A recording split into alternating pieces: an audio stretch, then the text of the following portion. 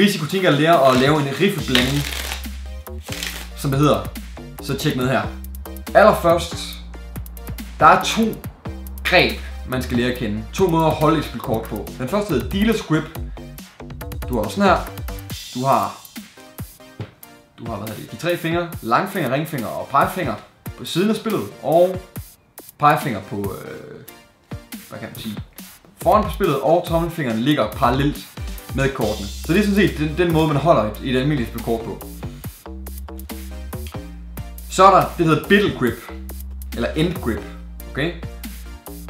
Det er, hvor du har, igen, langfinger, ringfinger og lillefinger, kommer op på, er sammen, holder kortene på forenden, du har tommelfingeren på bagenden, og pegefingeren er bøjet over kortene, okay? Så det vil sige Dealer's Grip og Biddle Grip. 2 forskellige greb. 2 måder at holde kortene på. Se, for at lave blandingen, og nu får I lige endnu en gang her, sådan her ser det ud. For at lave blandingen, nu deler vi lige op i små, mindre skridt, så det er nemmere for jer at følge med i her. Du starter med at holde kortene i Dealer's Grip. Okay? Den anden hånd, nu er det så min venstre hånd. Jeg er også venstrehåndet, så det vil sige, når jeg holder kort, er jeg venstrehåndet. Når jeg holder kort, er jeg venstrehåndet, så jeg tror, at mange af jer vil holde kortene i den anden hånd. Så uanset hvad, så er det bare enten spejlvendt, hvad jeg gør, eller følge efter, hvad jeg gør. Det er sådan set ligegyldigt. I holder kortene her. Den modsatte hånd kommer over, tager kortene med Biddle Grip, som det hedder. Okay? Pegefingrene er bøjet på kortene. Det man gør nu, det er, man tager et lidt dybere greb om kortene. Så det vil sige, at kortene bliver holdt sådan her, okay? Så man har et rimelig fast greb om kortene. Af de her 3 fingre og pegefinger. Okay? Når man har det, så kan man bruge tommelfingeren til at rifle handlen af kortene af sådan der. Okay? Prøv det igen. Hånden kommer over. Tommelfingeren kan rifle kortene af sådan her. Okay? Det er den første del af blandingen. Okay? Man får blandet eller skilt kortene i 2 dele. Nu kommer den anden hånd over, den modsatte hånd over, og tager de her halvdelen af kortene i samme greb som den anden hånd holder. Okay?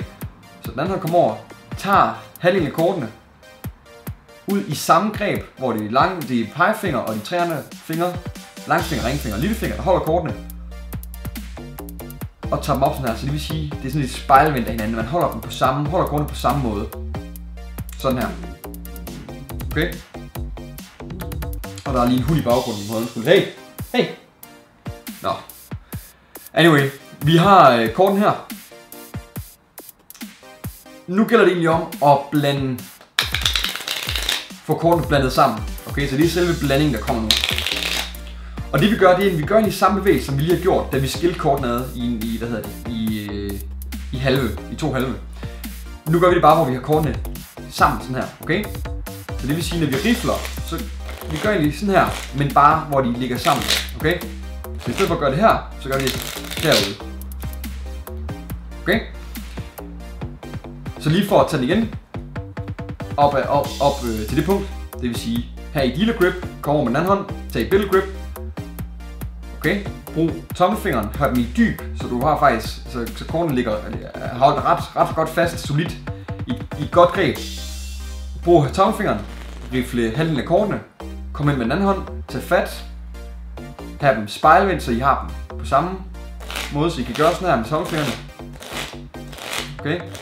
Det er sådan også en god måde at øve det på. Sidde sådan her, og øve på den her måde, så I blander dem sammen nu. Okay? Så det vil sige, have hænderne ved siden af hinanden, og tommelfingrene rifler nu lige så stille op, så et kort falder ned ad gangen, eller 2-3 kort, og kortene bliver blandet sammen sådan her. Okay?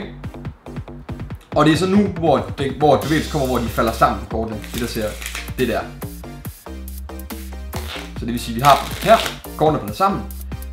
Nu skal I bukke hænderne ind mod hinanden. Okay? Bukke hænderne ind mod hinanden.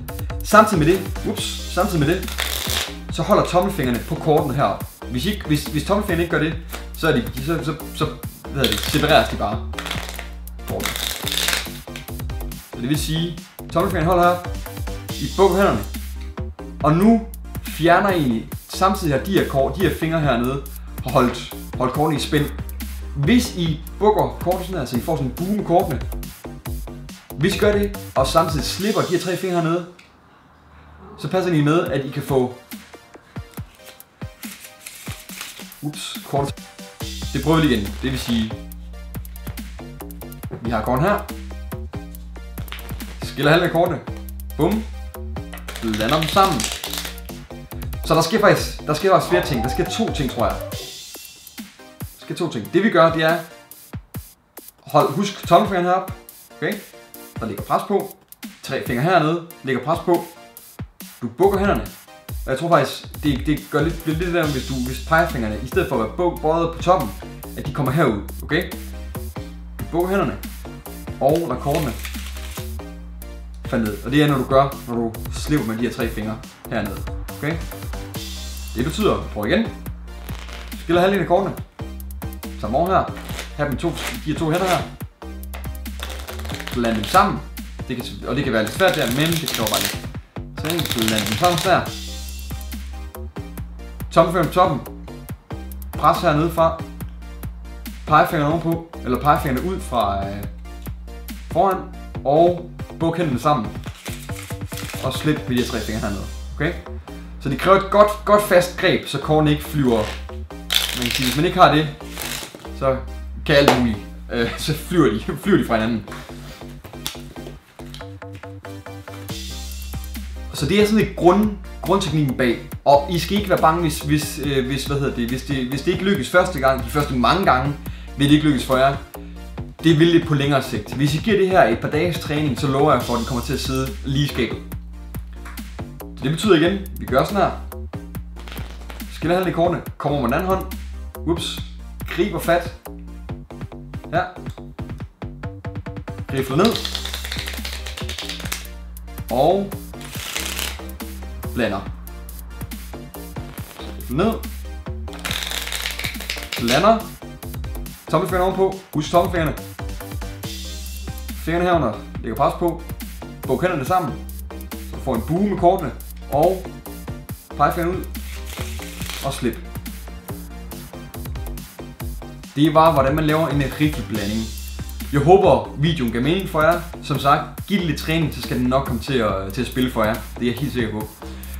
Hvis I har nogle spørgsmål, smid dem i kommentarfeltet. Jeg skal nok prøve at svare på dem. Jeg skal nok svare på dem.